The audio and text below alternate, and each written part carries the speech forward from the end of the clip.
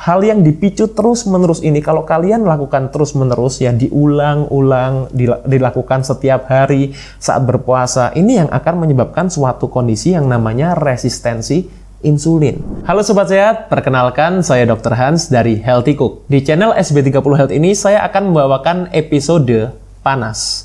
Panduan nutrisi tanpa sensor. Di sini saya akan membagikan pengalaman dan pengetahuan saya sebagai nutrisionis untuk memberikan kualitas hidup yang lebih sehat untuk Anda semua melalui perubahan gaya hidup, perubahan pola hidup, terutama mengenai nutrisi. Dan kali ini saya akan bahas mengenai apa benar sih berbuka itu harus dengan yang manis? Jawabannya setelah yang satu ini.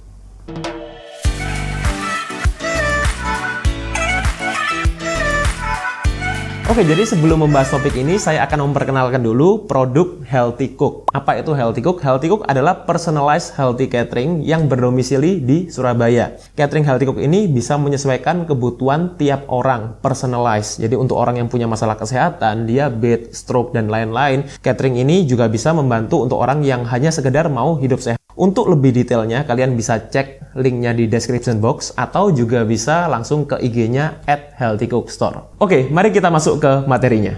Oke, mungkin dari Sobat Sehat di sini banyak yang sering dengar katanya kalau berbuka harus dengan yang manis untuk menggantikan cadangan energi yang habis, untuk memberikan kita energi, untuk memberikan kita suatu stamina lagi ketika kita sudah berbuka. Oke, jadi apakah ini suatu hal yang benar? Kita perlu tahu dulu, ketika Sobat Sehat melakukan puasa, dalam hal ini yang puasa yang saya bahas adalah puasa di bulan Ramadan. Jadi mulai dari sahur, ya terakhir sahur, sampai iftar, berbuka, waktunya berbuka, azan, itu kurang lebih sekitar 14 jam. Jadi kita perlu tahu dulu kondisi yang dialami tubuh kita bagaimana ketika kita berpuasa kurang lebih sekitar 14 jam ini. Yang pertama, gula darah kita akan menurun. Itu adalah suatu hal yang sudah normal, sudah pasti. Ya, jadi gula darah kita akan turun.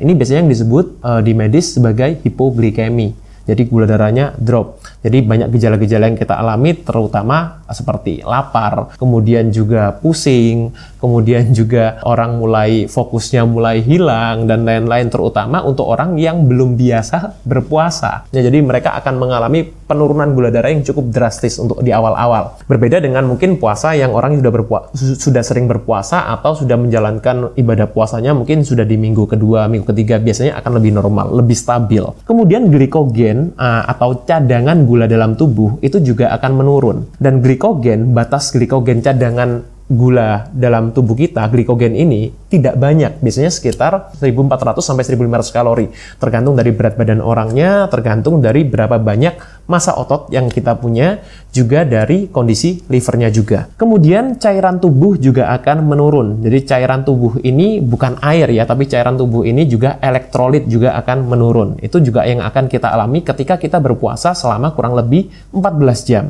Nah, lalu apa yang terjadi ketika waktu kondisi seperti ini? Lalu Sobat Sehat langsung konsumsi yang manis. Oke, jadi di sini saya berikan suatu grafik yang simple. Di sini adalah gula darah, ya. Di sini adalah waktunya. Jadi ketika Sobat Sehat berbuka dengan yang manis, gula darah ini langsung akan naik di sini. Gula darah langsung akan naik. Gula darah yang naik cepat itu juga akan langsung turun cepat. Itu adalah mekanisme normal dari gula darah. Kemudian mungkin makan lagi, gula darah naik lagi, ya kemudian tidur, saat sahur makan lagi, gula darah akan naik lagi. Itu. Jadi hukum dari gula darah atau dalam arti mungkin proses mekanisme gula darah itu selalu ketika naiknya cepat, turunnya juga cepat. Ketika naiknya pelan, turunnya juga pelan. Itu adalah hukumnya gula darah atau bagaimana gula darah itu diregulasi dalam tubuh kita. Jadi ketika gula darah ini turun cepat, responnya apa? Lapar, kemudian kurang fokus, kemudian moody, dan lain-lain. Itu adalah gejala yang kita rasakan ketika gula darahnya waktunya di posisi turun, di posisi bawah, di posisi yang rendah di dalam tubuh kita. Lalu efeknya apa? Ketika lapar, kurang fokus, moody, dan lain-lain, biasanya orang akan makan lagi. Nah, dan makanan yang diinginkan biasanya adalah makanan-makanan yang manis lagi, makanan-makanan yang tinggi karbohidrat, dan makanan-makanan juga yang biasanya gurih-gurih. Jarang orang ketika lapar terus pinginnya makan sayur, makan makanan yang sehat, jarang. Biasanya makan makanan yang diinginkan dan makan makanan yang tinggi gula, tinggi karbohidrat lagi. Ini menyebabkan apa? Menyebabkan gula darahnya naik lagi. Nah, gula darah yang naik akan diikuti oleh insulin yang naik. Karena apa? Karena insulin adalah satu-satunya hormon yang bisa menekan gula darah. Dan gula darah yang naik terus-menerus ini bukan suatu kondisi yang baik dalam tubuh kita. Jadi tubuh kita akan berusaha untuk menyelamatkannya, akan berusaha untuk membalance-nya, menyeimbangkannya dengan menaikkan insulin untuk menurunkan gula darah. Hal yang dipicu terus-menerus ini, kalau kalian lakukan terus-menerus, ya diulang-ulang, dilakukan setiap hari saat berpuasa, ini yang akan menyebabkan suatu kondisi yang namanya resistensi insulin. Jadi resistensi insulin adalah suatu kondisi di mana tubuh kita membentuk suatu pertahanan untuk mencegah respon dari insulin yang naik terus-menerus. Resistensi insulin ini adalah suatu kondisi yang menyebabkan juga suatu akar masalah yang menyebabkan banyak masalah-masalah kesehatan lainnya. Contohnya seperti obesitas, hiperkolesterolemia, atau biasanya lebih dikenal kolesterol tinggi. Kemudian juga gangguan jantung dan penyakit kardiovaskuler yang lain, diabetes atau bahkan sebelumnya prediabetes juga. Kemudian radang sendi, rheumatoid arthritis, osteoartritis, dan yang lain-lain yang berhubungan dengan sendi, dan juga masih banyak penyakit atau masalah metabolik yang lainnya.